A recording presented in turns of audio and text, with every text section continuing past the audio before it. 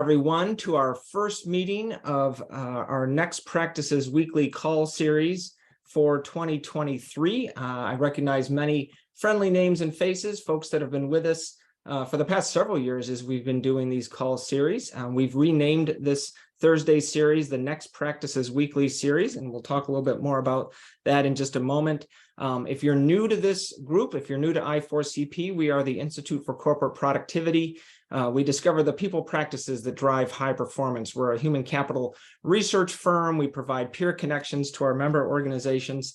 And we're all about finding what's next. We call our research all about next practices, really finding what drives high performance. By that, we mean revenue growth, market share, profitability, and customer satisfaction for organizations. We do this through quantitative and qualitative research, some of which we share on these Thursday calls, in addition to having an outstanding lineup of guests, of course, every week.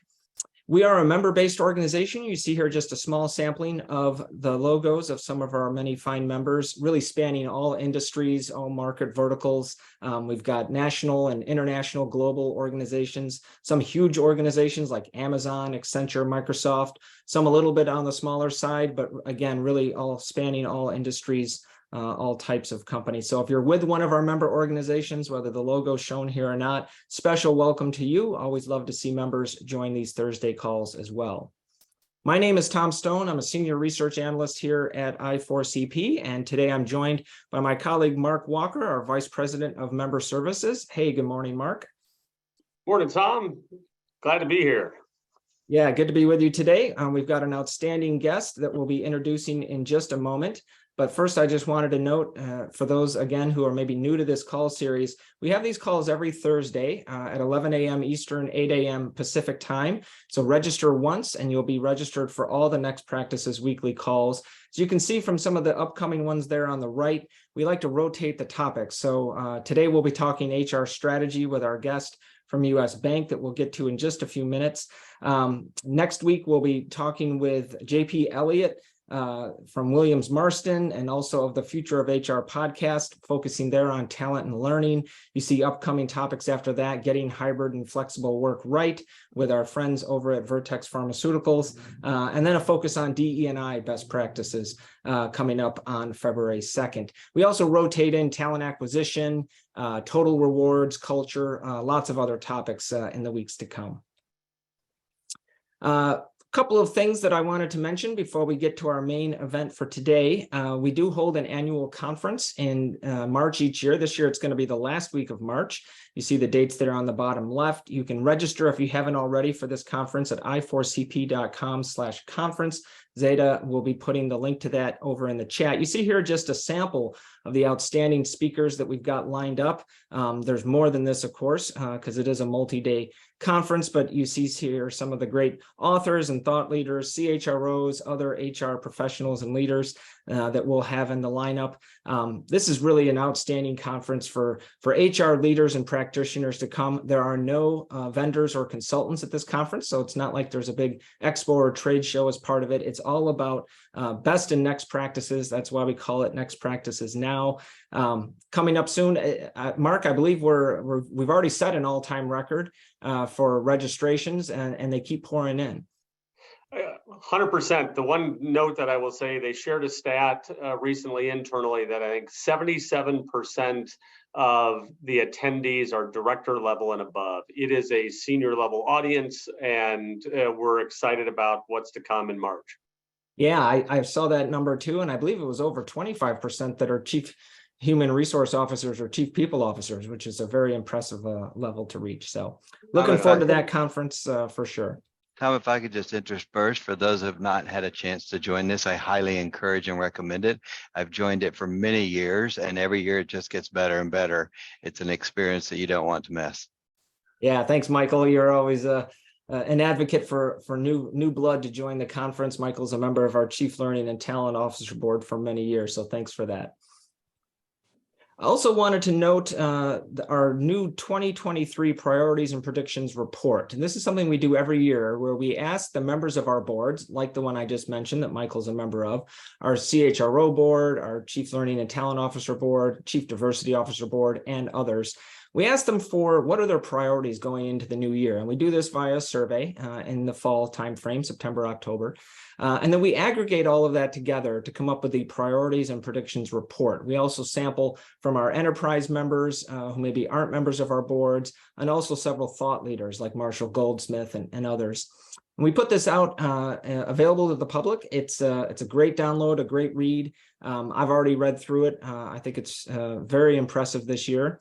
And Mark, I thought we would just share the top 4 predictions that are in the report. A lot of the guts of the report, of course, are the priorities that all of the board members share, and there really is a lot of good meat to that that you'll want to grab. But the top 4 predictions I thought were pretty impressive and interesting going into the new year. So, of course, a healthy culture still top of mind for everyone, especially as we're looking at a recession coming up.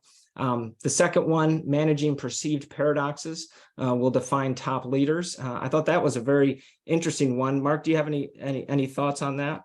One, I always scratch my head at big words like paradox and try to simplify. And one of the comments that we've heard so much that organizations, I think, are trying to manage is how do we balance the focus on well-being with accountability and productivity? And that's they don't have to be counter opposites as much as how do we help leaders get stronger at direction. And I think Elcio, who we'll tee up in a second, has some really interesting perspective on how organizations need to lead. And we'll get there in a few. Yep. Yeah, no, absolutely. And that was one of the sort of paradoxes that we identified from all the feedback from the board members.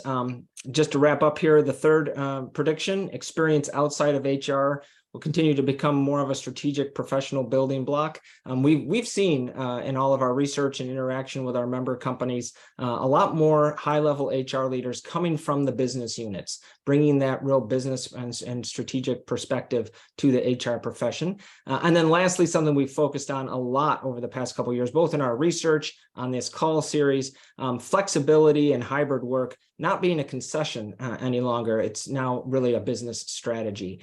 So we've got a lot of great stuff on that in this report as well. So again, Zeta's put the link to that over in the chat if you haven't downloaded it. I think each year, Mark, it's our #1 download overall, and understandably so.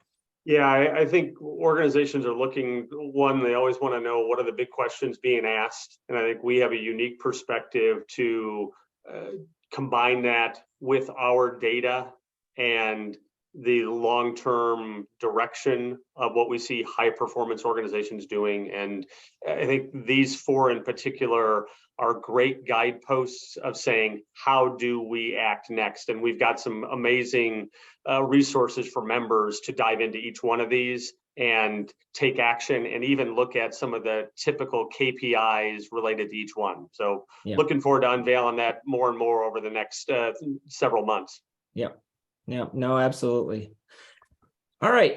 Without any further ado, I'm going to turn things over to you, Mark, to lead the conversation with our special guest today, who is Elcio Barcelos. So take it away, Mark. Thanks again, Tom. And Elcio, welcome. We're excited to have you here. How are things in St. Louis today?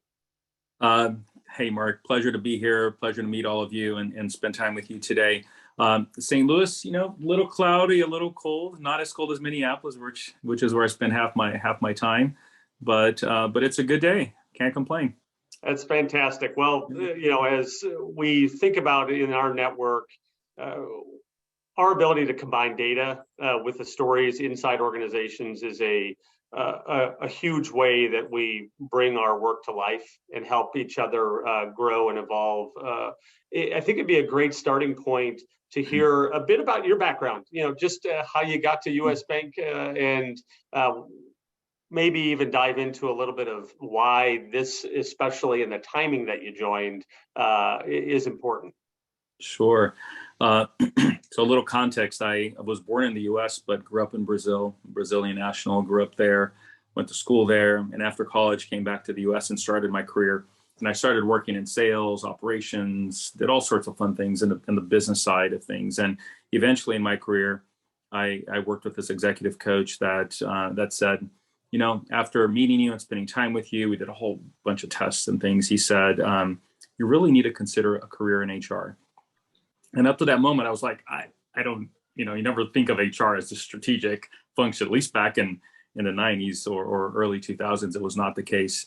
And in working with this coach, I made the leap. And really the essence of it was that I am extremely passionate about humanity, about people, about the concept of the human and human resources, right? The potential that when people come together, that they can do something great. And that has always been just part of my DNA from a young kid all the way through now. And I picked that up through this coaching process, and eventually in my career made the decision to transition to human resources. And the easiest way to make that transition to was recruiting. And recruiting is a sales function in reality, right? You're selling the organization over and over again. And that was the easiest transition from a business line role to an HR role. Was the head of recruiting for Wells Fargo for a period of time. Eventually landed at Hewlett Packard and spent about a decade at Hewlett Packard, and grew my HR career or backbone at Hewlett Packard from managing recruiting, being the head of HR for different functions or areas of the organization, and eventually became the head of HR for the services division, which was a big division of the company. And in 2017, we spun that business off and we sold it off to what became DXC as we know today, and worked with that leadership team to make that spinoff a successful one, and landed at Fannie Mae for a few years as a CHRO in DC, and spent some time there. Loved the organization and just this dynamic between a technology company. No one knows Fannie Mae is a tech company. It's actually a technology company, and spend time there working with that group. And then I get this call in the middle of the pandemic. It really was early stages. So think about like March, April timeframe of 2020, where the world as we know it is falling apart. And I get this call about this opportunity at US Bank. And I had always known the brand, being in California and the Midwest, it's a known entity. And it was just like, not ready to make a move, right? I was very happy where I was at. I felt my team really needed me at the time. But after several discussions with the organization, I met the CEO a few times, and Andy and I had I think 4 or 5 interviews throughout the selection process. I candidly fell in love with the culture and with the organization and what we stand for. And in September of 2020, decided to make the move. I was fortunate enough to get the job offer and made the transition to US Bank. And 2 years and 5 months later, I think now 4 or 5 months later, I've lost track of counting, but let's just say 2 years and change. It's been a great experience. And for those that don't know, US Bank, we're an organization of about 75,000 people, predominantly in the US, some presence in Canada, a few thousand employees in Europe for our European operations, and a traditional consumer retail bank, but also very large payments business, merchant services business, and commercial portfolio as well. So happy to be here, but that's a little bit of my history. It's all about people. It's all about getting people to do something great together. And what better role than a CHR role to make that happen? So, yeah, I appreciate, and especially when we come out of those 4 big predictions and talking about HR getting a grounding more in the business as its crucial element of thinking about skills, thinking about talent attraction, about agility. It seems like that's a very powerful way that led you to where you're at. I'd love to ask, how did you interview your CEO? It seems like you have a pretty special relationship there. And what were a couple of earmarks that said Andy is the right partner as you jump into US Bank? So we do have a great relationship, and it's one that can have some tension at times, but otherwise a very fluid, trusting relationship. So it was really interesting. The first interview was video, and we just spent a good hour together on video, and he had all sorts of questions and perspectives that he wanted to share and get into my head a bit. Then he met with me again with a few case studies. He said, okay, I have 3 different scenarios I want to run by you. And if this were to happen, how would we work it through? And it was really insightful. It was the first time working with a CEO that really thought through a situation that could potentially create tension between a CHRO and a CEO that he wanted to work through ahead of time to see just how we would flow through it. And we spent that time together, went through a whole bunch of other interviews. I think I ended up with 18 interviews for that process. And towards the end of the process, I knew that likely there would be an offer, and I asked the recruiting function to connect with Andy again. And I said, I have one more meeting I want to have with him, and I have a few questions for him. So I then came with a few scenarios of my own, like, tell me about this. If we were to work through this situation, it was really stress testing that tension, right? I have this concept in life that all things great happen when you have the perfect tension. And that perfect tension is what I was looking for in that dialogue. So we had a great discussion, and then he came back and said, I want to meet with him one more time. And we had a bit of a fourth discussion. And by then the offer was already in play, and we were working through more of this, just building that relationship. So it's, I find the relationship with the CEO and the relationship with the CFO are probably the two most important relationships in order to be able to just do your job well as a CHRO. That's foundational. Awesome. I'm not surprised by any stretch. 18 interviews, maybe, but the flip side is that's it was COVID. It was COVID. It's COVID. There's virtual. We fall in love with so many opportunities to make those things happen. So true. So you fast forward a couple of years now, and I imagine you set a course of here's some major initiatives that we want to work on. I'd love to hear what are some of the big accomplishments that you have made with your team over the last couple of years. I'm glad you started with your team, because it really is about the team. And I joined the organization. The first 60 to 90 days to me was all about listening. I just spent as much time as I possibly could, and most of it virtual back then, understanding the rhythm of the organization, the heartbeat of the organization, meeting with each of the managing committee members with their direct reports, meeting with key members of the HR leadership team, understanding the HR function, what we were going through, what we were experiencing. And it really was just listen. And over that 90-day period, I started formulating the action plan, right? I have no playbook to say, I'm going to join this organization, and here's my playbook.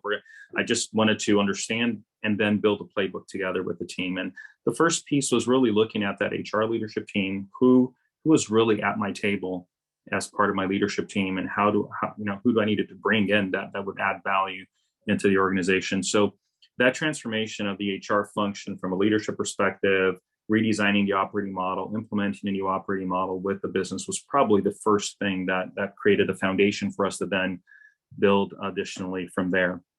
But look, the three dimensions I would say is the transition of the HR function to a business enabling function. So a true business partner function was probably the number one priority, and that continues to be our journey. My team gets tired of hearing me say that, but it's the purpose of the HR function is to enable business outcomes through talent. That is, it's absolutely the truth. That we're not there for policies, procedures. That's kind of a given. We need to have those, but it's about enabling the business through talent over and over again. And that was a big thing, and we've worked a lot on that and building a brand for the function, understanding how we're adding more consulting capability for the function, just building the backbone of the HR function for that purpose. We've also thought about the dimension of the employee experience. We've been through unprecedented times. All of us have. How we deal with our workforce, the challenges, the needs that our workforce have, how to help our employees to really thrive and be the best that they can possibly be, has been at the center of our work. So thinking about the benefit structure, what we provide as benefits for our employees, making sure we're competitive, but that we're competitive with purpose, right? That we're able to provide an environment where an employee can grow, evolve, continue to grow their career so that they can experience that growth and we can maximize their potential. But then also in that process, painting the picture of an employer of choice, where we are a place where people want to come to, and we are able to then attract great talent. Also defining transformation, right? We're going through, like most companies, a major digital transformation. We expect the large majority, clearly over 85 to 90% of our transactions to be digital transactions in the very near future. If not, we're very close to that already.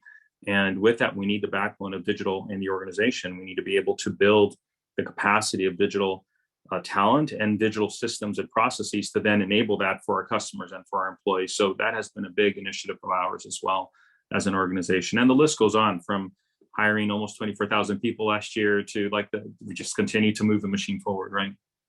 Yeah, no, there's a never-ending list, but a focus nonetheless that says these are the big places for us to win. I love the starting block of thinking about the capabilities and structure of the team as a part of the listening component. I put in chat this business enablement team. Yeah. I wonder to what extent was that a transition, and how did you work your magic to shift maybe an HR mindset? Because I know many organizations struggle with, we are HR, and potentially are branded and marketed that way. How did you kind of work to reframe that both on the team and then with the business counterparts? So it starts with the skills of the HR team. So looking at what are the skills that we have, what are the skills that we need, and how do we then start positioning, like truly upskilling the HR function to where we're able to deliver against that charter, right? And then comes with the brand perception. How do you manage the brand, and how do you start communicating the vision and adding value? There's this concept that we all have to have as HR professionals around value creation with every interaction that we have. Doesn't matter if it's a phone call from the CEO, it's a conversation with a peer, a business leader, a frontline employee, but that at the end of that conversation, we have created value for the function, created value for the business, created value for the customer experience, for the employee experience, but there is value creation with every interaction as possible. And that was really the genesis of that work. So as an example, a few of the things that we've done, we don't have HR business partners anymore. Right? We have talent consultants, and it's a small pool of leaders. We have a pool of generalists, which we call HR advisory services, that support our people leaders to be better leaders, that support our employees to make sure that the voice is heard over and over again. But the true strategic element of an HR business partner, as we all know that from our experiences, we have now transitioned that to a title of talent consultant. And it's the emphasis of the role of that talent consultant is there to truly consult on talent matters, org health, org design, talent quality, succession planning, performance management, executive development, and the constant evaluation, right, and assessment of organizational health, organizational design health, the elements that come into play. Now, I remember when we made the transition, I met with Andy, our CEO, and I said, okay, Andy, I'm going to be transitioning this pool of talent from HR business partners to talent consultants. And Andy goes, absolutely not. Consultants, we don't like consultants. So let's not call them consultants. I'm like, no. Let's go back. Let's talk through it. So it took a couple of meetings to get him there and really explain the concept of what a consultant meant. And he goes, well, you can't change a book by its cover. So just by changing the title, you can't just change the person's ability or performance. And I said, that's right, but you got to start somewhere. And I think we're going to start with the cover. So let's change it by its cover. And then slowly we start changing chapter by chapter as we build the capability, right? So we invested a whole lot of money and time and effort and executive time with our talent consultants last year to upskill them on consulting skills, financial acumen, business acumen, interaction development skills, just really that investment of that tip of the spear. I refer to that group as the tip of the spear as we're interacting with the business line. And we continue, it's a journey, right? I'm not going to say we're perfect by far. I think we're still on our journey of continuing to skill and reskill and upskill that team of leaders. But that was really the genesis of that work. Yeah, and Tom, just before I turn it over to Tom, because I just get a burning question. I know when we were prepping, we talked a little bit about so many members have been thinking about the impact of the HR business partner role and trying to level, right size, rename, et cetera. And I think there is a almost constant battle of both the skill set and the perception that need to be in concert, and almost that awareness of tension, likely that we need to continue to maneuver. But Tom, I know you have a question to kind of throw out at Elcio. Yeah, I was just going to follow up on that point as well, because we have seen that from a lot of the companies we work with, where the HRBPs sort of internally branded, perceived, and in reality, very focused on tactical work, and wanting them to become more strategic. I love the fact that you started, like you say, with the book's cover, with the name to sort of set the tone of where you were going.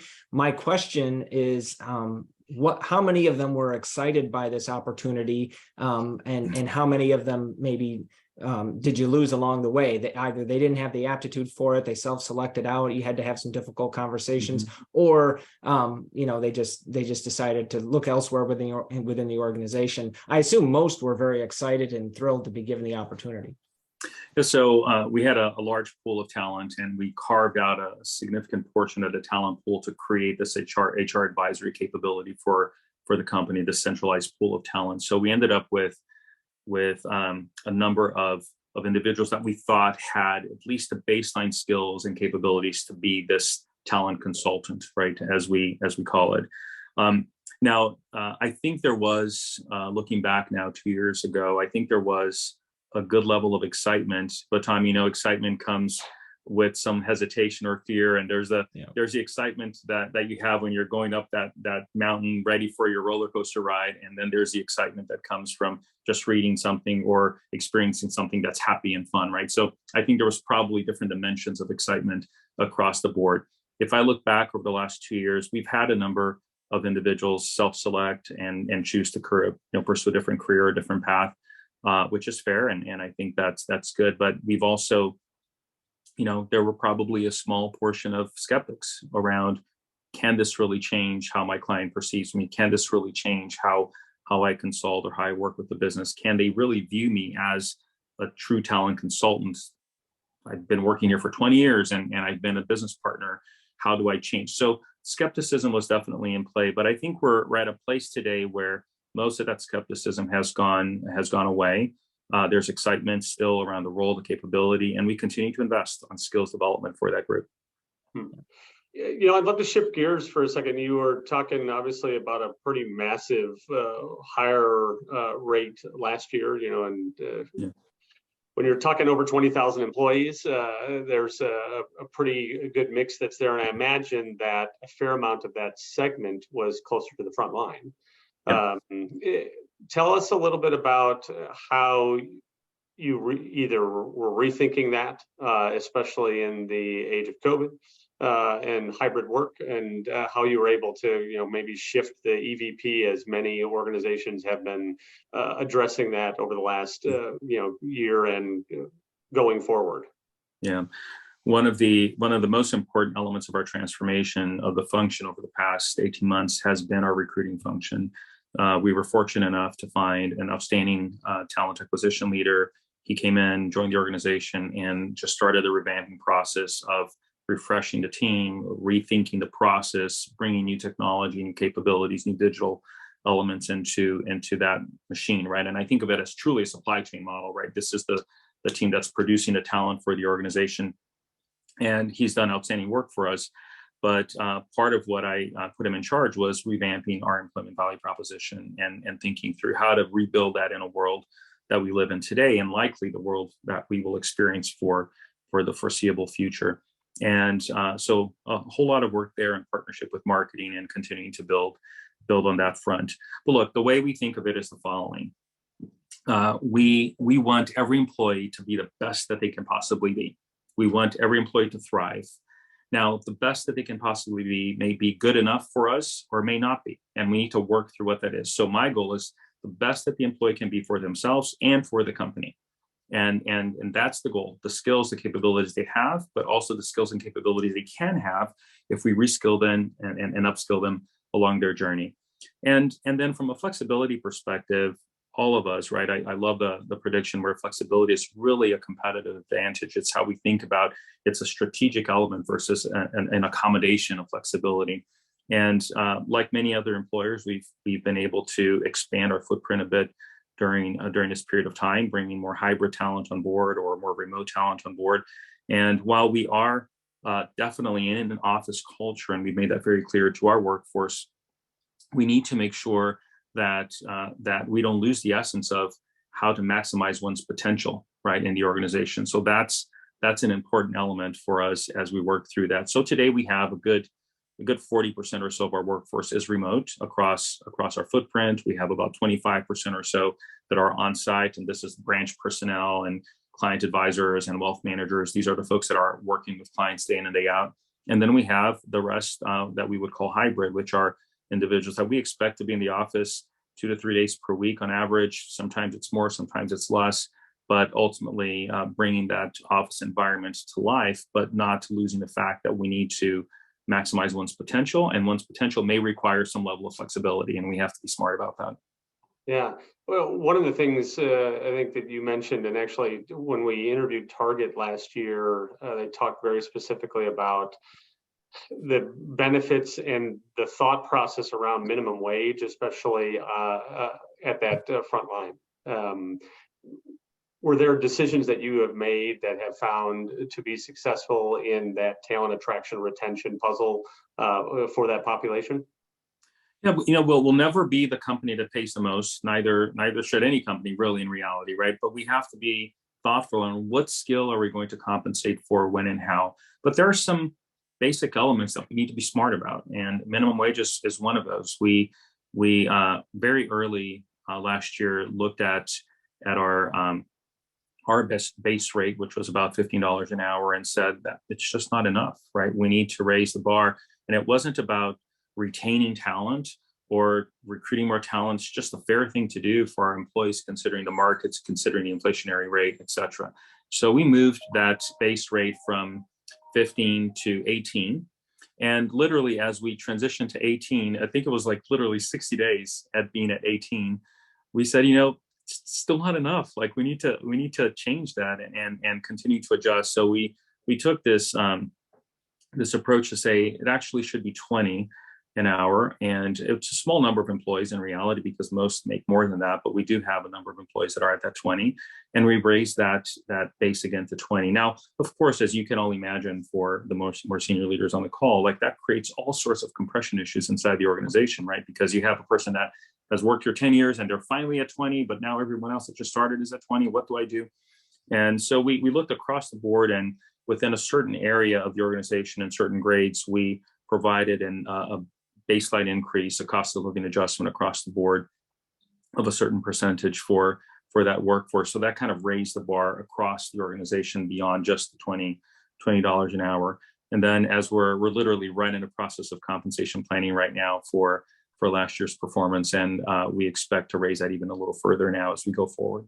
But you have to have competitive wages, but you have to be purposeful on where you're investing that. And that can't be your value proposition, right? Your EVP has to be much broader than that. So it speaks to the intersection across HR functions, and obviously finance, to your earlier point of who your partners have to be in terms of thinking big picture. Target actually in their approach has strong ties from their finance into that group, and listening and et cetera, to kind of pull that forward. I'd love to ask Michael Killingsworth to come back off mute, because he already introduced himself. Thank you, Michael. But there's another, I think, element of your team that he wants to, I think, inquire about from a learning function. Michael? Thank you, Mark. Elcio, I just have to say thank you very much. I think just reading the chat, we're all getting a lot out of what you're sharing, so it's greatly appreciated. And I also want to thank you for giving me writer's cramp, because I'm taking as many notes as I possibly can. It's like, oh, this is great stuff. I got to write this down.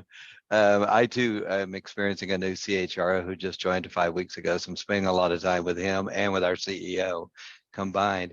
I love what you're saying about your talent team, and I know that's a key element or a key component of HR. And the other component is that of L&D, or learning and development. So I'm curious, how does the business, how is learning known to your business? And simultaneously in that question, how is DEI addressed with your businesses? Is that through talent or a separate department? You got it. Great question, Michael, and pleasure meeting you. And you. So let me give you just a headline around how we're organized. And I think that every organization has its unique model based on their needs. And for us, after stress testing this a whole lot, we ended up with this model. And that is, I have a number of heads of HR, which support the business lines. All the talent consultants report into them. And then I have 4 centers of excellence, right? One center of excellence is learning and development. Another one is talent and culture enablement. Another one is total rewards, which clearly benefits and compensation. And the last one is talent acquisition. And then I have 2 support functions. One is strategy operations for the function and services. And then another one is this HR advisory team that supports employee relations, advisory investigations, and all that. But those 4 center of excellence go to the core of what you're asking. So talent, culture, and enablement is really that tip of the spear. It's a very small team. I call them my ninja team, right? It's a small team that is focused on setting the standards around what our cultural dimension should be, how we aspire through them and how we work through them. Employee feedback, surveys, data, all falls in there. They're also responsible for executive development, the very top tier around true development of our executive team. And they're also responsible for succession planning, talent management, all the core elements of talent and culture. Learning and development is the learning machine. Now, in all transparency of all my centers of excellence, the learning and development one is the one that is going under a major revamp for 2023. So I call it's the year that we're going to reinvent learning for the organization. And think about it as truly a talent development machine. That's the goal. I'm literally, some of you may know this already, I'm actively searching for a chief learning officer right now for the organization. We're in the middle of interviews. My goal is to be able to hire a chief learning officer here within the next few months and be able to launch learning at a whole new dimension. We need to think about digital channels. We need to think about how to engage hearts and minds in untraditional ways. But ultimately, learning in most organizations has been more of a buffet style learning structure where you have 10,000, 20,000, 100,000 elements of content that you deploy to your workforce and you expect them to go and absorb, and they go on the line and they pick what they want or what they need, some mandatory, some not, and they go from there. Very few, if any, organizations think of learning and development as a purposeful strategic element of saying, what skills do I have? What skills do I need? And how do I bridge that gap? And you bridge that gap by reskilling your workforce. Obviously, you can do that by recruiting as well and bringing contractors and whatever else, but there's this learning capability that we have to be extremely purposeful on knowing what are the top 5 to 10 skills that I need today? What are the top 5 to 10 skills that I need tomorrow, 3 years out that I need to start developing today? And that's really the goal of this learning function of the future. So I don't have a success story yet to tell you on learning and development other than we're right in the middle of it. I have a great learning team today, but we know that we need to just raise the bar and just take it to the next level around the skills development capability. Yeah, this is something that when we had our prep call with you, Elcio, aligned very nicely with a lot of the work we've been doing here at I4CP. Mm-hmm. I personally, on the research team, led the development of some guidebooks for our members. So just wanted to bring these up for any members on the call. If you haven't downloaded these yet, creating a skills database was the first one focused on talent mobility there in the middle, came out during the summer. Late summer, and then about to be released, coming very soon, probably next week, is the third guidebook in this series on upskilling and reskilling. And the things you were just saying, Elcio, would love to dig a little bit deeper on that. You were answering that in the context of Michael's question on the learning and development part of your team, but say more if you would on I'll keep this slide up on the screen maybe as a prompt. Say more if you will as to where you are on this journey of taking a more skills-centric approach. Yeah, so skills in the past would have been viewed as elements of a job description, something that you think through on what you need in order to accomplish something. A grouping of skills equates to a capability, and that capability that translates to a role, right? Very traditional way of thinking of it. The way we think of skills today, it's almost like a language. We have to be able to think of skills as the essence of everything that we do. So if we're going to deploy a compensation strategy, what are the skills that we're actually compensating for? If we're going to deploy a learning capability, what are the skills that we're deploying through that learning capability? If we're driving a succession planning discussion, what are the skills that are anchoring that succession planning discussion? If we're going to put together an executive development strategy, what are the skills that we're trying to develop, and how, when you group them, something magical happens? So it really is creating this common language that when I say potato, I mean potato, right? And that when we say product manager, that we are all saying the same thing, and we know exactly what skills apply to that. So the ultimate goal, and maybe a few companies are there already, but the ultimate goal for US Bank is that we have a crisp understanding of what the top 5 to 10 skills are for every job code that we have, for every seat, whether it's full or empty, but that every seat we have a very crisp understanding of each skill required for that. And in reverse, that we have a very crisp understanding of the top 5 to 10 skills that every one of our employees have. And then that's when magic happens, right? We can actually start developing the matching process between supply and demand. You can build the skills that you need based on what your strategic plan is informing you, and you can continue to evolve in that focus. But it's important to not try to boil the ocean, right? You can't go and say, what are all the skills of my workforce? What are all the skills that we need? No, just focus on the top 5 to 10. And then if you want to become more sophisticated, you can actually go into, okay, what are the skills that need to be validated? What are the skills that are certifiable? And you can create more complexity from that perspective. But starting with a common language, that really is the foundational element of what we need. The other piece is that we have 70,000 employees plus, right? So I can't just do this. I mean, I could and take this huge millions of dollars, and 5 years later, we'll probably have something. But that was not the goal. So we're trying to approach this really grassroots. We have specific areas of the organization where skills matter more, right? An example would be our digital areas or our technical areas, our technology team. HR, we're piloting within the HR organization as an example. So thinking through areas where skills really do matter and make a significant difference. And then we're starting to build a foundational there to think about what is the right grouping of skills that we need to create a capability that basically meets the demand of the job family or of the function itself. What's the complexity level of that skill or capability that we need? And then that helps inform job level, job description, titles, all the other pieces that come into play, including the compensation strategy. But I'm painting this picture for you. Some of that is factual that we're working through right now, literally in the engine, and some of that we're still building. So I'm sharing this with you, literally showing you a picture of a bridge that we're walking over, and we're actually building it at the same time. I love the transparency, and I think somebody made the comment in chat that you're sharing reality. I think there's a lot of folks that are waiting for, share me your perfect practice, as opposed to let's all admit we are a work in progress, and we're trying to prioritize, simplify, and make steps towards what's next, as opposed to there is a perfect answer. Awesome in terms of that picture. The other thing you shared in our prep was, I think the concept of harnessing the potential of the workforce, which I think also relates to this. It's almost giving the power to the employee to go. I'd love for you to say more about that.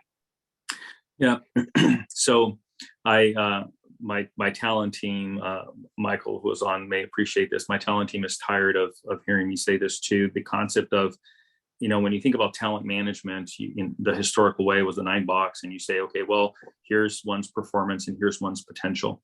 And I just pause and say, who am I to gauge one's potential, right? The potential is within an individual, and that individual knows. And we've seen so many cases where an employee goes and works for one leader and becomes an absolute rock star, and then they go work for another leader and they fail miserably.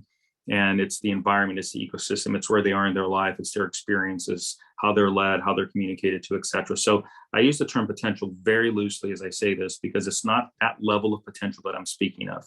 But we need to harness the potential of the workforce to say, we have 70,000 people, 75,000 and change on our team today.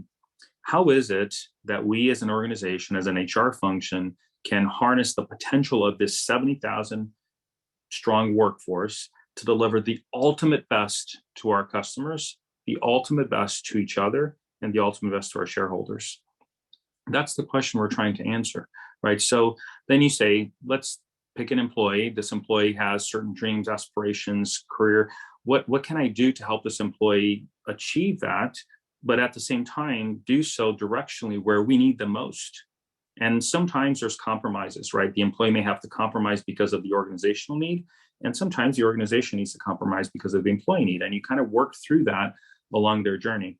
But the transparency of it all is where it matters, right? Because if I have a transparent environment where I know exactly what skills or the top 5 to 10 skills are required per job, and now that is transparent in a system, now an employee can say, I aspire to be the CFO one day. Well, what do I need to do? I know the skills, they're listed right there. I know exactly what the top 5 to 10 skills are and the proficiency level that's needed for those skills for that role. So now I can go get a certification. I can take additional classes. I can do a job rotation. I can start aligning and creating that career journey that will lead me toward that. Now, the benefit for the organization is I have an inspired workforce that is now trying to evolve and grow in their path. And the benefit for the employees that they actually see their journey continue to evolve. And that could require rotation outside of the organization. And that's okay if that's what it takes for one to continue to evolve, right? So that transparency to me is foundational for maximizing that potential. There's a couple of so many of the things you're saying. Your approach aligns very nicely with all the folks, all the leaders that I interviewed in creating these guidebooks, starting with critical roles only, not trying to boil the ocean, being one for sure. Wanted to surface a couple of questions here from the chat. Christina asked, for your competency or skills taxonomy model, did you create your own, or did you leverage something like Korn Ferry or Burning Glass or one of the other ones that's out there? At this point, we're building our own, but we are likely going to leverage different elements depending on the competency that we're trying to target. So for digital, we're going to search, like for digital capabilities, what's best in class that we could pull in for that taxonomy. And eventually the goal is to have a managed skills taxonomy that we're using for the organization across the board, but truly managed, something that we know we're dropping and adding along the way, but with the right level of governance around it. But again, not trying to boil the ocean and not trying to be perfect in this space, just trying to pick what works best, where, when, and how. But at this exact moment, we're still in-house working through that and likely bring a partner or two along the way. And maybe some of the partners might be whichever technology platforms. I believe in our prep, you said you leverage Workday for your core system. That's right. So Workday is our core system. We work with ServiceNow as well. We just signed on with Edcast as our LXP that we're going to be using, and a lot of our digital learning content will be deployed through Edcast. We have a strong partnership with Phenom as well, which we work with on our recruiting side and on our onboarding side. So there's that's where like the technology.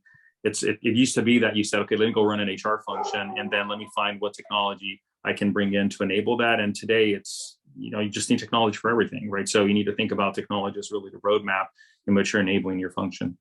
Yeah. The other question that I wanted to surface from the chat was from our friend John Healy.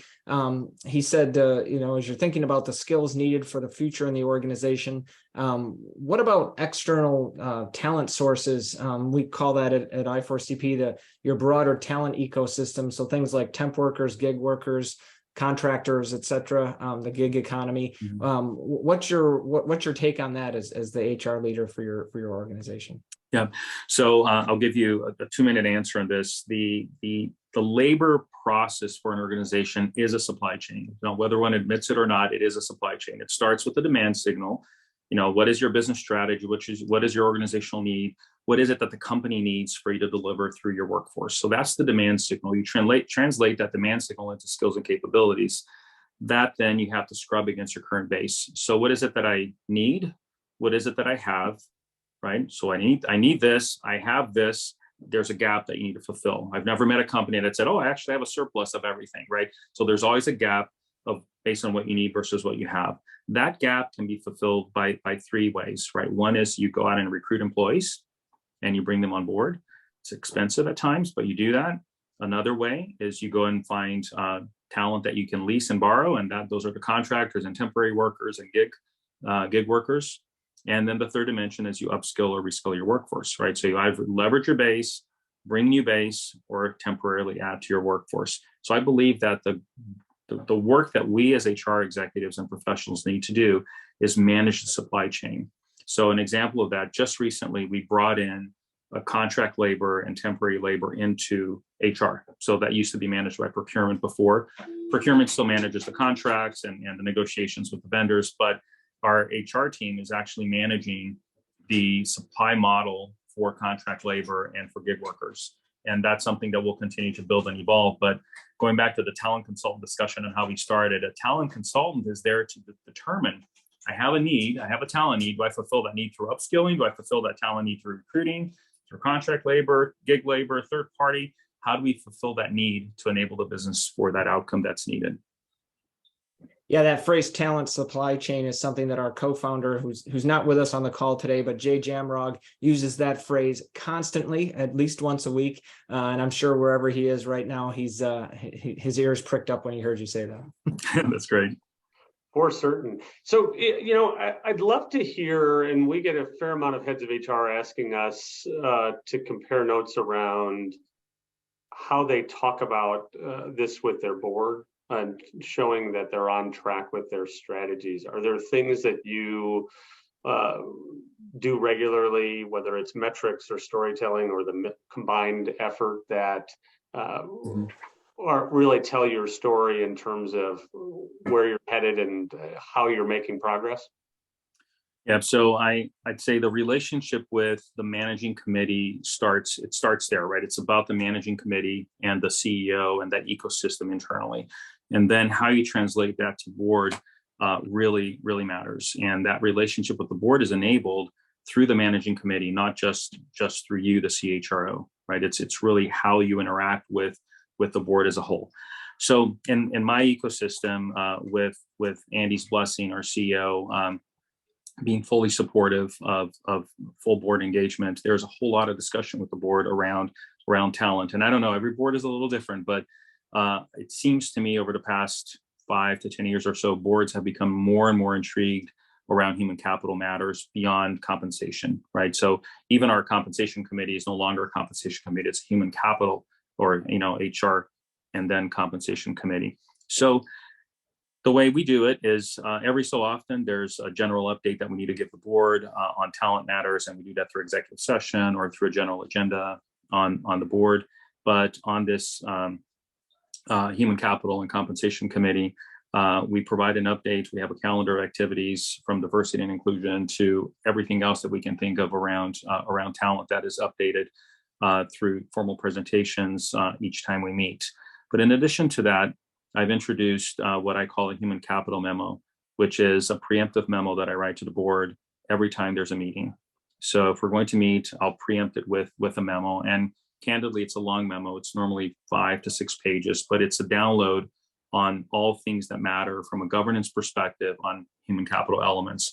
So think of our data, think of big initiatives, digital transformation for the company and for the function, the HR function, key levers on talent management or succession planning, executive development, pieces that would be helpful for the board to understand what we're going through or how we're managing through, so that by the time we meet, there's a general understanding of where we are and what we're doing. And it becomes more of a lively discussion around some of the headlines than to just discuss the deck that's at hand, right, or the presentation that's at hand. So that's a best practice I learned from a colleague a long time ago, this introduction of this human capital memo, and the board loves it. They share it beyond the human capital committee. It's a great document for us to work through every time we meet. Love it. And there are so many nuggets in here. Michael's hand has cramped 7 times now.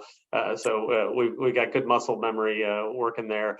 The other piece that I think you called out, which we've heard several organizations doing, is advancing their comp committee to be either the culture and compensation committee or something that's very much elevating the human capital and talent beyond the typical succession and comp discussions that have carried the tune for likely too long. There's way much more opportunity to share about risk and reward for an organization based on that talent being in the mix of it all.